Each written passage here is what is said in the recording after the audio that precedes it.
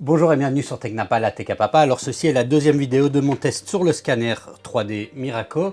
Vous pouvez retrouver dans la description le lien vers la première vidéo si ça vous intéresse. Vous voyez la vignette ici. Et aujourd'hui je vais faire quelques projets avec le scanner. Je précise que je n'ai pas une grande expérience du scan en 3D. C'est un domaine que je ne connaissais pas grand chose. Et l'idée c'était de me dire, tiens, moi qui suis quand même pas hyper doué en scan, en tout cas je n'ai pas pratiqué ça longtemps, est-ce que j'arriverai à avoir des résultats assez corrects avec ce scanner RevoPoint? Alors il y a des choses qui me paraissent un peu plus compliquées, j'ai pas été scanner un hélicoptère comme on voit sur leur publicité, mais j'ai fait quelques petits scans et on va regarder ça ensemble. En attendant, n'oubliez pas le pouce, le like, etc. et on se retrouve après le générique.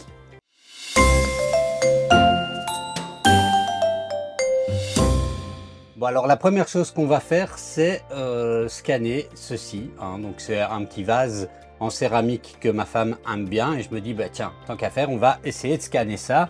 Alors j'ai mon propre plateau tournant, bien qu'il y ait un plateau tournant qui soit fourni avec. Alors ce que je vais commencer par faire, c'est faire attention, vous voyez ma main, attention à la distance. Je dois être assez proche et assez loin en même temps, tout en ayant la possibilité d'être dans le cadre, hein. Donc voilà, je suis plus ou moins à une bonne distance là. Donc je vais me mettre en haute vitesse. Le suivi des données, c'est les caractéristiques de l'objet, non pas des petits marqueurs qu'on met qui vont aider. Pour ce type d'objet là, c'est plus approprié. Le type d'objet, on va mettre grand. On va essayer comme ça. Je vais démarrer le plateau tournant et je vais cliquer en continu. Alors ce qui est pratique, c'est que le repère blanc me permet vraiment de voir.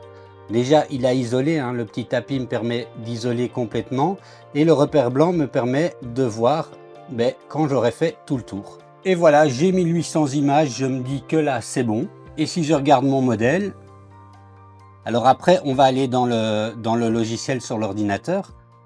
Et si je regarde mon modèle, on voit déjà quelque chose de pas mal, hein. Et voilà, on a déjà quelque chose de sympa comme ça. On va maintenant aller voir sur l'ordinateur avec le logiciel pour avoir un modèle qui soit exploitable.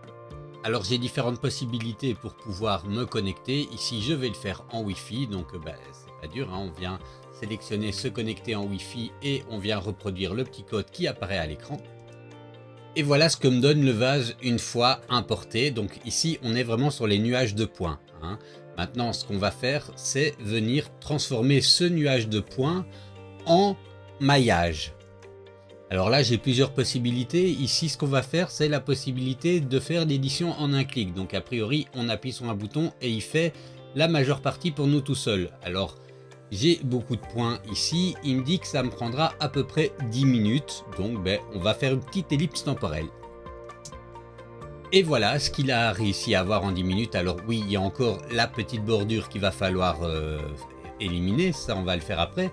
Mais on peut déjà voir que en mode texturé comme ça, les textures sont extrêmement bien reproduites, hein. C'est des images, hein. C'est des textures qui sont photographiées et bien appliquées sur le vase également. Alors ce qu'on va faire maintenant, c'est de combler les trous, hein, parce qu'il peut y avoir des trous dans le maillage. Alors pour ça, c'est pas compliqué, on vient cliquer sur le menu maillage et puis on a comme ceci remplir les trous et on peut avoir la possibilité de choisir si on veut remplir les trous selon une courbe ou selon, enfin voilà, des trous sur des surfaces planes. Ici on est sur des courbes, donc je vais sélectionner courbe et vous pouvez voir ici qu'il y a des zones vertes. Et on vient cliquer sur les zones vertes où on veut que le logiciel vient mettre de la matière. Si on veut, on vient remplir les trous, puis on clique sur appliquer une fois que c'est fait et il va venir combler tous les trous en rajoutant des maillages.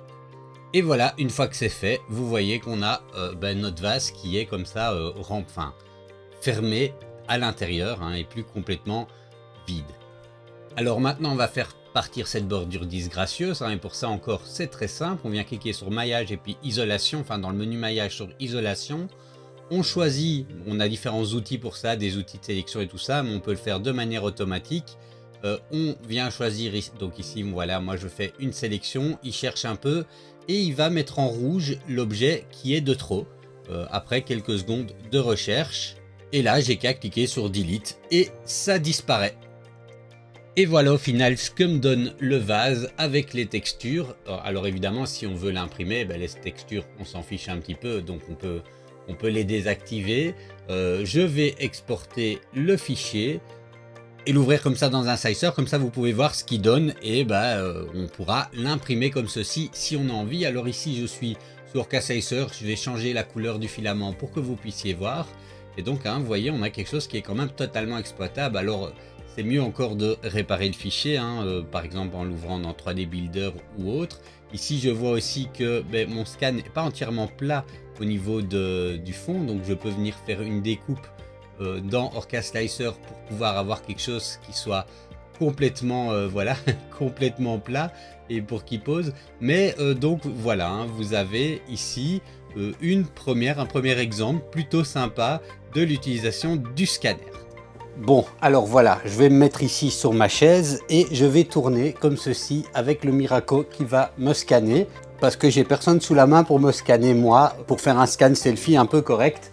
Alors, je vais retirer mes lunettes parce que je pense que ça peut détériorer un peu. Enfin, en tout cas, voilà, c'est un défi. Je crois qu'il vaut mieux après que je scanne mes lunettes et que je les remette sur la tête. Ça ira mieux que de scanner avec les lunettes directement.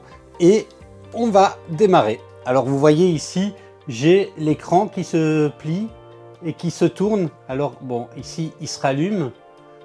Et je vais pouvoir retourner l'écran à l'intérieur pour pouvoir travailler plus facilement de ce côté-ci avec le scanner qui est de ce côté-là.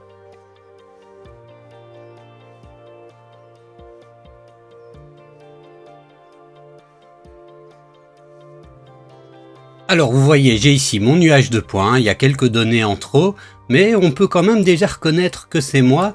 Alors il me manque mon cerveau, mais ça c'est normal, puisque je n'ai pas scanné le dessus de ma tête.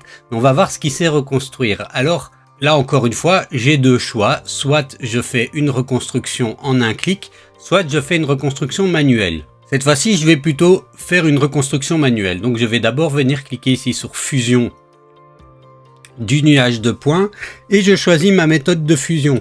Je vais venir prendre la méthode avancée et plus je vais réduire la distance entre les points, plus ça va être fin, forcément.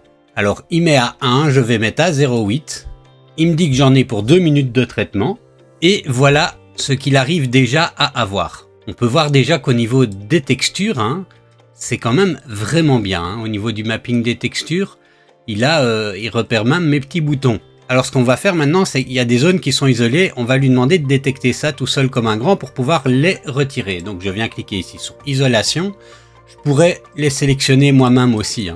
Regardez par exemple celle-là, hop, si je veux, je la sélectionne au lasso, et puis je fais delete, et il la retire. Mais je vais lui demander de trouver lui-même les parties qui sont isolées et que j'ai pas besoin.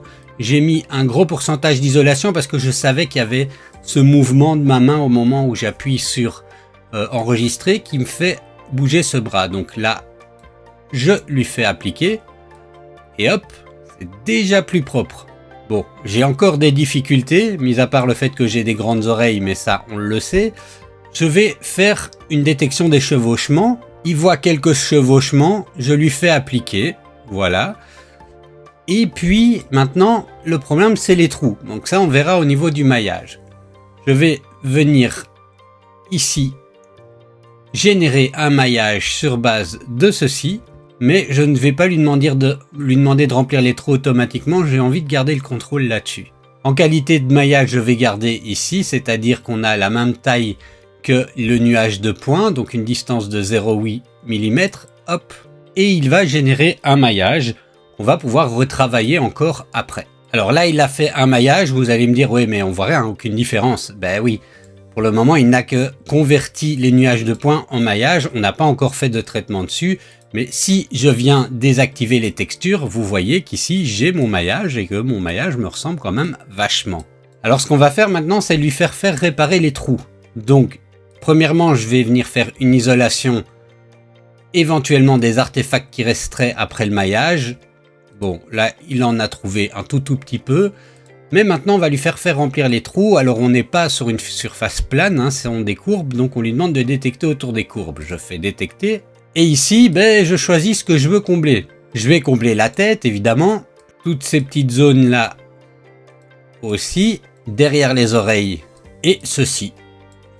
Donc, finalement, je pouvais tout prendre. Mais bon, au moins, je l'ai vu de manière manuelle. Et je viens faire appliquer. Il fait un traitement et il génère de quoi le compléter. Alors ici en dessous ça a très bien donné. Au niveau de mon crâne, un petit peu moins. Hein. J'ai une tête plate. Mais bon, je pourrais retravailler ça sous Blender sans trop de difficultés. Alors ce que je vais faire aussi maintenant, c'est de venir nettoyer un petit peu ceci.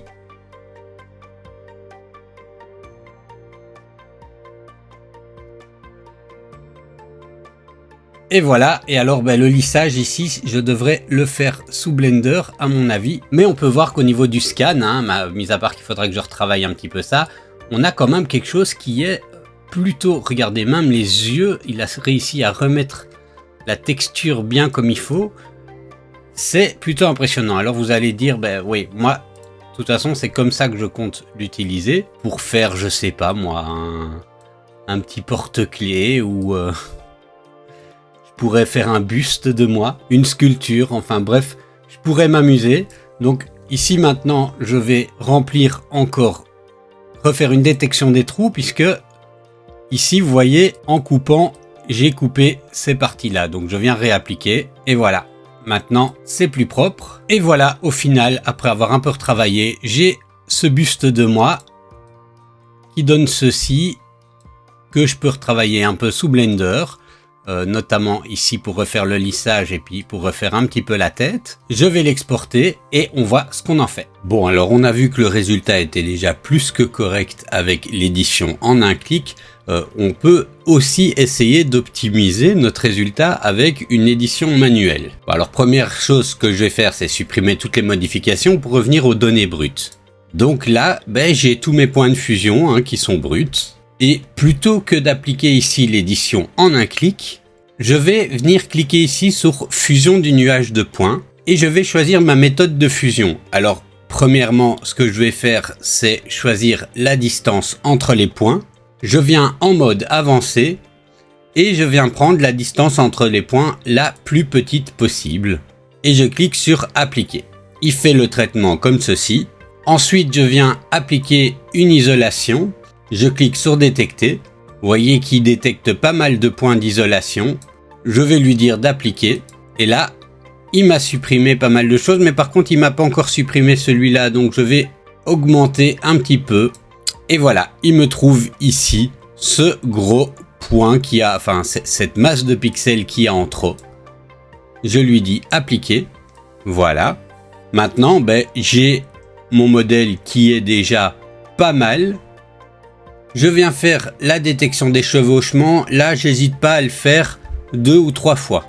Je laisse la valeur standard pour essayer et je lui fais appliquer. Et j'hésite pas à le refaire. Voilà, 2 ou 3 fois. Hop. Et encore une fois. Et vous voyez ici maintenant, il en a plus du tout. Donc c'est très bien. Ensuite, on va s'occuper du maillage.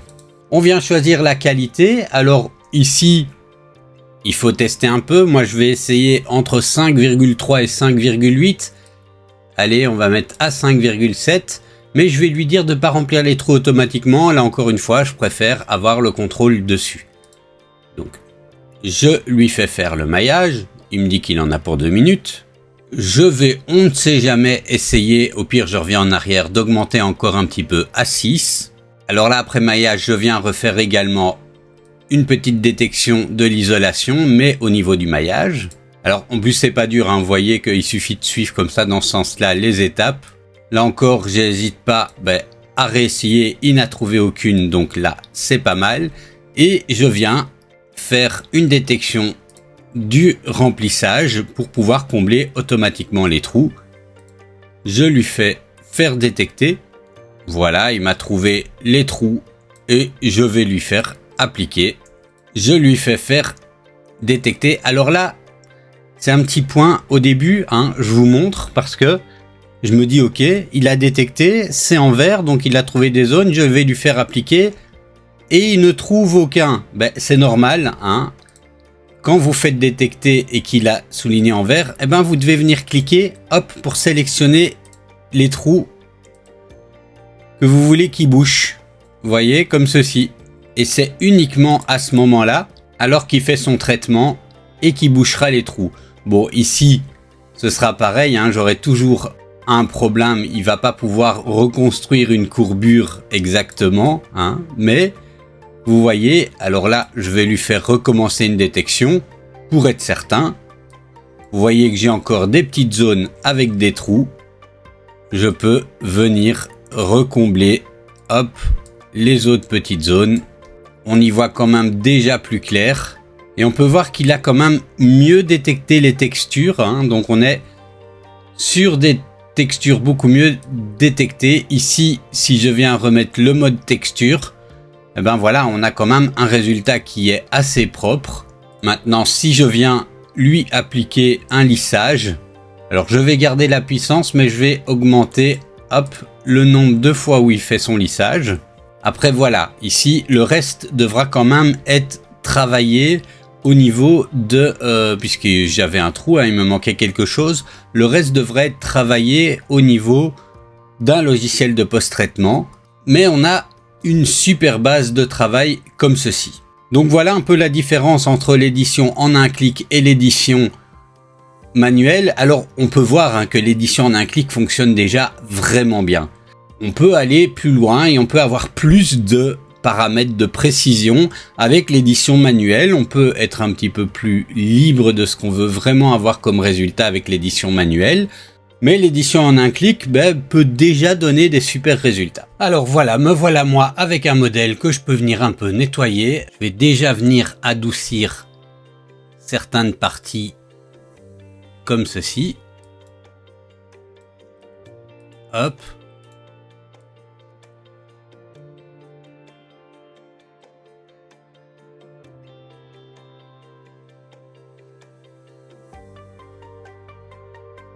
Alors voilà, on a déjà quelque chose qui est déjà bien mieux. Et maintenant, je vais un petit peu aller m'amuser, hein. Et voilà, finalement, je lui ai mis un chapeau. Donc voilà, Technapa avec un petit chapeau de cow-boy. Je vais l'exporter pour qu'on puisse voir, par exemple, si on avait envie de l'imprimer. Bon alors, voilà, hein, c'est plutôt marrant. Et vous avez vu que ça ne nécessitait pas non plus énormément de compétences, en tout cas pour la partie arriver à le scanner. Après pour Blender, moi je suis pas un grand modélisateur, je me débrouille un petit peu. Ici j'ai pas pris non plus énormément de temps pour travailler, hein. J'ai un petit peu nettoyé et rajouté un chapeau et des lunettes. Donc voilà, hein, on a ici déjà quelque chose de plutôt sympa. Alors un autre usage que je voulais faire, c'était de pouvoir tester si j'ai besoin de réparer, bon j'en ai pas vraiment besoin là, mais si j'avais besoin de réparer une pièce quelconque ou l'adapter, enfin bref, me scanner une pièce pour pouvoir fixer quelque chose dans ma maison. Donc j'ai choisi cette petite pièce là et on va voir ce qu'on peut en faire. Première chose, vous voyez, j'ai besoin de marquer avec un spray de marquage la pièce. C'est mieux pour qu'il puisse la détecter. Ces sprays de marquage, en fait, disparaissent automatiquement après quelques heures. Enfin, c'est plutôt 24 à peu près 24 heures. Donc, on peut en mettre sur ce qu'on veut. C'est aussi ce qu'il faut si on a envie, par exemple, de scanner un verre. Par exemple, donc ici, j'ai mis le spray de marquage sur ma pièce et je viens ajuster la distance de mon Miraco pour pouvoir vraiment bien scanner cette pièce sur le plateau tournant comme ceci. Bon, alors vous pouvez voir là maintenant qu'au niveau de mon positionnement, on voit quand même clairement la pièce, hein. Ça c'est grâce au spray de marquage. Et je viens ici ajuster mon exposition, hein, vous voyez, je ne mets pas en automatique et je viens ajuster pour qu'il y ait le moins de bleu possible au niveau de la pièce, le moins de bleu et le moins de rouge. Donc ici, comme ceci, au niveau 1, ça me paraît très bien. Et je commence à le faire fonctionner et il tourne doucement. Et il va tourner comme ceci jusqu'à ce que j'ai pu faire le tour complet de la pièce. Alors c'est bien qu'il ne tourne pas trop vite, mais c'est vraiment pas compliqué. Donc ici au niveau des paramètres, j'ai mis haute fidélité, j'ai mis marqueur et j'ai mis une pièce générale. Vous voyez ici, il décroche pas du tout au niveau des artefacts. Alors maintenant que c'est fait, vous voyez. Alors voilà, maintenant que c'est fait, vous voyez, je peux tourner dans tous les sens. On voit tous mes petits points de marqueur. Et là, je peux décider de faire une édition en un clic. Détaillé, ça va prendre à peu près 5 minutes et j'ai 0,28. Retenez la valeur 0,28 de distance de points dans la fusion. Voilà, je vais faire celui-ci. A priori, ça va déjà me donner un beau résultat. On verra quand même après qu'on peut obtenir encore mieux quand on passe via l'application sur le PC. Donc ici, il fait son traitement. Hein. Je vais passer parce qu'on va pas rester 5 minutes à le regarder faire. Et comme vous pouvez le voir, c'est très propre. Il a supprimé des marqueurs, mais il va nous rester là quelques pièces qu'on peut venir prendre au lasso pour venir supprimer. Bon, voilà, on a déjà une première édition. C'est vraiment propre, hein. On a déjà quelque chose d'exploitable, mais vous voyez qu'ici, à cause de la suppression d'un marqueur, il a laissé un gros trou sur l'arrière. Bon, voilà, on pourrait essayer de modifier un maximum directement via l'application, mais en fait moi ce que je préfère c'est passer sur le PC. Comme pour le scan précédent, on a vu que l'édition en un clic donnait déjà des résultats très corrects et vous voyez ici le résultat de l'édition en un clic. Toutefois, résultat très correct ne veut pas dire non plus résultat super. Alors on va essayer de voir en éditant sur l'ordinateur et en faisant une édition manuelle si on peut pas améliorer ceci. Donc ici en fait j'ai simplement repris l'édition en un clic et je l'ai importé depuis le Miraco. Donc, là encore, je vais venir faire supprimer toutes les modifications. Donc alors voilà, maintenant j'ai réinitialisé le nuage de points et je vais venir en mode manuel. Je pourrais lui demander de supprimer tous les points du marqueur automatiquement. Hein, vous voyez, ce serait plutôt intelligent. Mais ici, les points du je vais vous montrer, ça a créé une difficulté ici de faire ceci.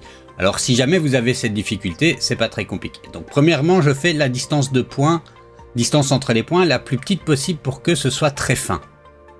Je clique sur appliquer et je lui demande de supprimer les points de marqueur. Et vous voyez, en supprimant les points de marqueur, il a aussi supprimé ici des choses qui ne vont pas. C'est parce qu'ici l'ajustement diamètre trou était fort important. Si je le réduis au minimum pour vous montrer la différence, il attaque moins mon modèle mais il mange moins les trous. Donc en fait il faut trouver la bonne dimension pour qui supprime un maximum les marqueurs, mais sans faire de trou dans le modèle. Vous voyez ici, j'ai un trou dans mon modèle. Bon, alors, voilà. Voilà, on va faire comme ceci. Et après, on peut supprimer manuellement. Hein. Donc, ici, je prends le lasso. Hop. Je viens faire d'abord un premier tour. J'appuie sur Delete, ce qui me permet de supprimer un maximum. Et après, je peux venir comme ceci, sélectionner les parties que je veux supprimer. Vous voyez, par exemple ici, je peux prendre l'outil polygonal, hop, pour le faire comme ceci, pour que ce soit bien droit. Je vais même pouvoir le faire sur toute la longueur, hop, pour qu'il affine ça de manière plus précise. Et tant qu'à faire, je vais le faire ici aussi.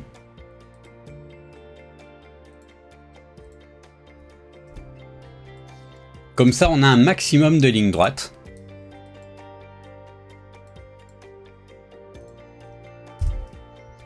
Et voilà, on a déjà un scan qui est plutôt propre. Hein. Je vois qu'à l'intérieur des trous, j'ai encore des éléments que je peux supprimer. Alors on le fait avant de faire le maillage, hein. Ici j'essaye d'être relativement précis.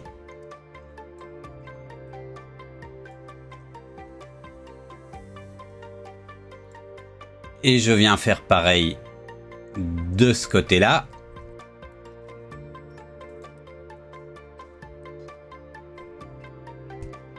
Et voilà, comme ceci, j'ai nettoyé mon nuage de points.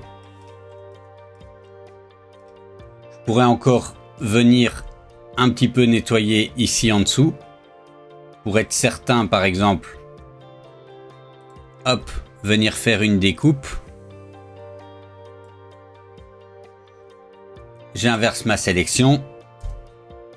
Et je fais une découpe sur le bas. Comme ça, c'est parfaitement aligné. Et voilà, on a déjà un modèle qui est beaucoup plus propre. Je vais venir passer mon isolation maintenant, hop, et lui faire une détection. J'applique ceci, je réessaye encore. Tant qu'il me trouve plus, je peux augmenter, hop, ou diminuer. Je l'ai passé plusieurs fois, il me détecte plus rien. Je vais faire la même chose pour les chevauchements. Il a fait une détection des chevauchements. Je refais la détection plusieurs fois au besoin. Jusqu'à ce qu'il ne trouve plus. Je rediminue encore les valeurs. Hop.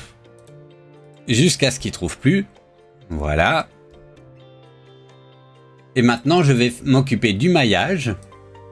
Je ne vais pas lui demander de remplir automatiquement les trous. Et vous voyez, plus je vais mettre haut, plus ça va être long, mais plus la qualité sera fine.